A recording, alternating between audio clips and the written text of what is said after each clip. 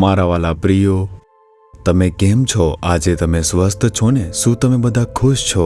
શું પ્રભુ રોજ વાત નથી કરતા અને તમારી સાથે ચાલતા નથી? શું તે એક મોટો લાહવો નથી? છે ને? શું આપણે બધાએ જીસસ રીડીમ મિનિસ્ટ્રીની શરૂઆતથી પ્રભુએ આપણા જીવનમાં શું કર્યું છે તે જોઈ રહ્યા નથી? શું તમે આ જગ્યા જોઈ રહ્યા છો? અહીં એક સુંદર બગીચો જેવો દેખાય છે અને આ જ જગ્યાએ અંતરમાં ઉભા રહેવાની પ્રાર્થના તે થોડા વર્ષ પહેલા થઈ અને પ્રભુએ આપણને ઈશ્વરનો મંડપ આપ્યો તે પહેલા. શું મેં કહ્યું ન હતું કે અમે આ જગ્યાએ તંબુઓ લગાવીને પ્રાર્થના કરી રહ્યા હતા? આ તે જ જગ્યા છે અને હમણાં અમે તે જગ્યાએ એક સુંદર બગીચો બનાવ્યો છે અને અહીં ફળદાયી વૃક્ષો પણ ઘણા વાવવામાં આવ્યા છે અને તે જોવામાં તમે જોઈ શકો છો ખૂબ જ સુંદર લાગે છે. અને આ તે જગ્યા છે જ્યાં યુવાનો માટે, જાગૃતિ માટે તૈયાર થઈ રહેલા યુવાનો માટે રહેવા માટેનું એક સ્થળ અને છાત્રાલયની વ્યવસ્થા કરવામાં આવી છે. તેઓ અહીં ભેગા થઈને પ્રાર્થના કરે છે. તેથી આ એવી જગ્યા છે જ્યાં આંસુ વહાવવામાં આવ્યા અને આ એવી જગ્યા છે જ્યાં ઘણા લોકોએ પ્રભુની હાજરીમાં પોતાના આંસુ વહાવ્યા છે. અને એટલું જ નહીં, આ એક એવી જગ્યા પણ છે જ્યાં મારા પોતાના આંસુ મેં ઘણી વખત વહાવ્યા. તે દિવસોમાં મારા વ્યક્તિગત પ્રાર્થના માટે હું સમય કાઢતો હતો. જ્યારે મેં પ્રાર્થના કરતો હતો, મારા આંસુ આ જગ્યાએ પડ્યા છે. હું આવી જગ્યાએ ઊભો છું અને તમારી સાથે હમણાં વાત કરી રહ્યો છું. પ્રભુએ તે બધા આંસુઓનો જવાબ આપ્યો છે. અમે તેનો અનુભવ કર્યો છે અને અમારી સેવા કાર્યમાં તે આંસુઓનું જે ફળ છે તે અનુભવી રહ્યા છીએ. શું તમે પણ આંસુ વહાવીને પ્રાર્થના કરી છે? તમારા ઘરમાં, પ્રાર્થના ખંડમાં, પલંગમાં શું આંસુ વહાવ્યા છે? શું તમે રડ્યા છો? હું શું કરું પ્રભુ, મને કશું ખબર નથી?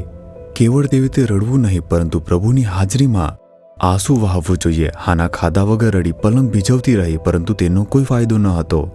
જ્યારે તે પ્રભુની હાજરીમાં આવી અને આંસુ વહાવ્યા, પરમેશ્વરે તરત એક ચમત્કાર કર્યો. કેવળ રડશો નહીં અને તમારા આંસુ બગાડશો નહીં. પરમેશ્વરના ચરણોમાં આંસુ વહાવો. તમે તેનો બદલો જોવાના છો.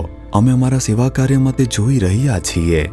ઠીક છે પ્રભુ, આજે મને શું કહે છો એમ પૂછો છો તો બાઇબલમાં જુઓ, યશાયા 46 અધ્યાય તેનું 4થું વચન. પ્રભુ કહે છે, હું તમારી સંભાળ રાખીશ, હું તમને ઉંચકી રાખીશ અને હું તમારો ઉદ્ધારક થઈશ. મેં તમને અત્યાર સુધી દોર્યું છે, મેં તમને રક્ષણ આપ્યું છે, માર્ગદર્શન આપ્યું, વહન કર્યું છે. શું તમને આવનારા સમયનો ડર છે? અર્થતંત્ર પર અસર પડી રહી છે. અંત સમયના જોખમો છે. ભૂકંપ વિશે વાત થાય છે, મહામારી વિશે વાત થાય છે, દુષ્કાળ વિશે વાત થાય છે. શું આપણે આવા સમાચાર સાંભળી નથી રહ્યા? આવું જ થશે. ઈશુએ જે છેલ્લા દિવસો વિશે વાત કરી તે ચિહ્નો બની રહ્યા છે. પ્રભુનું આગમન તે નજીક છે. આવું જ થશે. પરંતુ આ પરિસ્થિતિમાં આપણે કેવી રીતે જીવીશું? તમે ડરી રહ્યા છો? પ્રભુ કહે છે, શું મેં અત્યાર સુધી તમારું રક્ષણ કર્યું નથી? હું તમને હંમેશ માટે સંભાળ રાખીશ, ઉચકી રાખીશ, ઉદ્ધારક થઈશ. 3 વસ્તુ કહે છે. સંભાળ રાખીશ. બાળકને જન્મ આપનાર માતા બાળકને સંભાળે છે, પિતા પણ બાળકને સંભાળે છે. સંભાળશે ને? તે બંને જણના બાળકને સંભાળે છે. પ્રભુ કહે છે, હું તમને સંભાળી રાખીશ. બીજું કહે છે, ઉચકી રાખીશ. માતા પોતાના બાળકને તેમના કમર ઉપર ઉચકી રાખશે. પિતા પણ પોતાના બાળકને ખભા ઉપર ઉચકી રાખે છે. શું તમે તે બધું જોયું છે? પિતા દીકરાને ખભા પર ઉચકીને કહેશે કે તું અહીંથી બધું જો. માતા બાળકને તેના કમર પર ઉચકશે. પિતા અને માતા બાળકને ઉઠાવવાની રીતમાં ફરક હોય છે. ઈસુ ખ્રિસ્ત એક તરફ આપણા પિતા છે, બીજી તરફ માતા છે. તે આપણને બંને રીતે ઉચકીને દોરી જશે. તે આપણને ઉચકશે એમ કહે છે ને, મારા પગ દુખે છે, જો તમે આમ કહેશો. પિતા તેને અવગણી શકતા નથી. તે તમને ખભા પર ઉચકી લેશે. ચાલતી વખતે જો તમારા ચહેરા પર પીડા દેખાશે, માતા તમને કમર ઉપર ઉચકી લેશે. પિતા અને માતા આપણને એટલું પ્રેમ કરે છે કે ઉચકી લેશે. કેવળ તેઓ જ આપણને ઉઠાવી શકે છે. અને એવી જ રીતે ઈસુ ખ્રિસ્ત એક તરફ આપણી માતા છે અને બીજી તરફ આપણા પિતા છે. તે કહે છે, હું ઉચકીશ. તે કહે છે કે તમે લોકો કેમ ડરો છો? આ બધાથી પરેશાન ન થાઓ, હું તમને ઉચકીશ. એટલું જ નહીં, હું તમને બચાવીશ.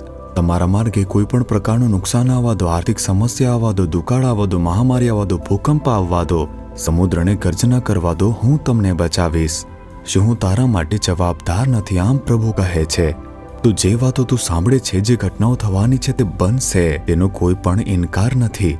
તેથી પરેશાન થશો નહીં અને ડરશો નહીં ને કહો, તમે સંભાળ રાખનાર, મને ઉચકી રાખનાર અને મને બચાવનાર મારા એક પરમેશ્વર છો. તે પ્રભુમાં તમે લોકો આનંદ કરો અને તે પ્રભુમાં તમે વિશ્વાસ કરીને કહો, હે પ્રભુ, તમે મને સંભાળી રાખશો, તમે ઉચકી રાખશો, તમે મને બચાવશો, હું વિશ્વાસ કરું છું.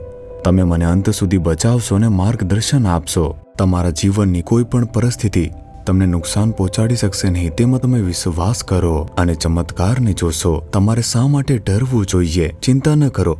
તમે પરમેશ્વરને જોઈને કહો, હે પ્રભુ, તમે મને અત્યાર સુધી સંભાળી રાખ્યો, ઉચકી રાખ્યો અને બચાવી રાખ્યો. તમે મને આટલું આગળ લઈ ગયા છો. તમે કહ્યું છે કે તમે મને હંમેશ માટે સંભાળી રાખશો. તમે કહ્યું છે કે તમે મને બચાવી રાખશો માટે સ્તુતિ થાવ. તમે કહ્યું છે તમે મને ઉચકી રાખશો માટે સ્તુતિ થાવ. તમે મારી સાથે એવા પ્રભુ તરીકો છો જે મને સંભાળી રાખે છે, ઉચકી રાખે છે. તેથી હું કોઈ પણ વસ્તુથી ડરવાનો નથી, તકલીફ નથી. ઈશુના નામમાં આમેન, આમેન.